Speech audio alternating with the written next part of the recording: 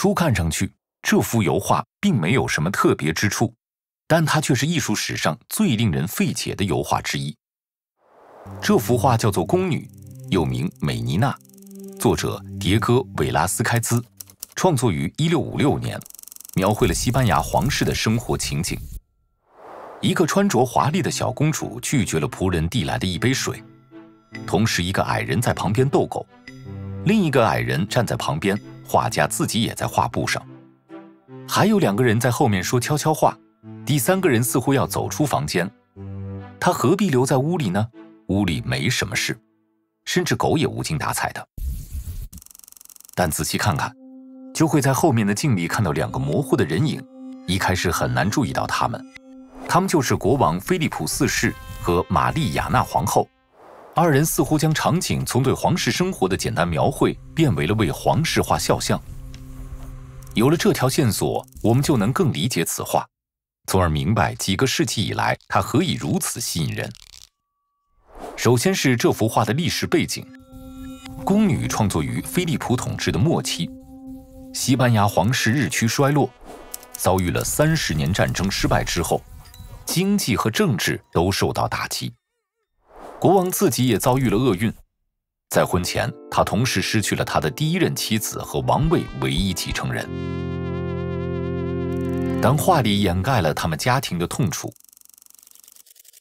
即使是君主的老态，也通过模糊的镜子掩盖了。我们真正从画布的几何中心看到的，是透过窗户的耀眼光线照亮的玛格丽塔·特蕾莎公主。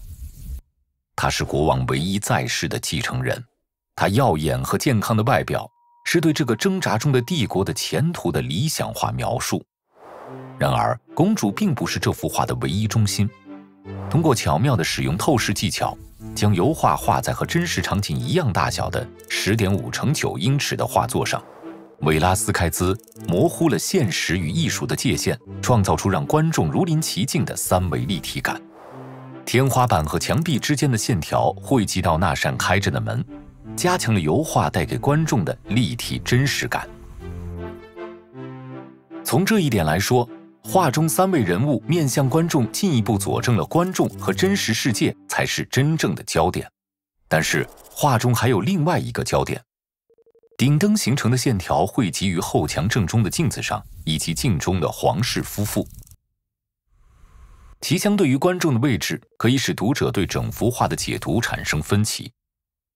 画中的镜子反射出的是国王和皇后正在为肖像画摆姿势，还是画布中的皇室夫妇肖像？而韦拉斯开兹从未给皇室画过肖像画的事实，又在暗示我们什么呢？这幅油画会不会是画家自己臆想的创作呢？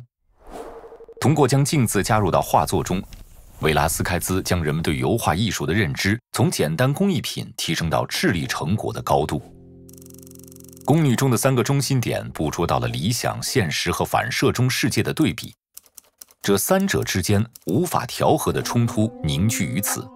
描述了一个任何镜面都无法表述的复杂故事。通过这段视频，继续探索艺术和艺术家的世界，了解梵高杰作《星月夜》背后的数学，或者观看此视频，探索日本古代艺术鱼拓。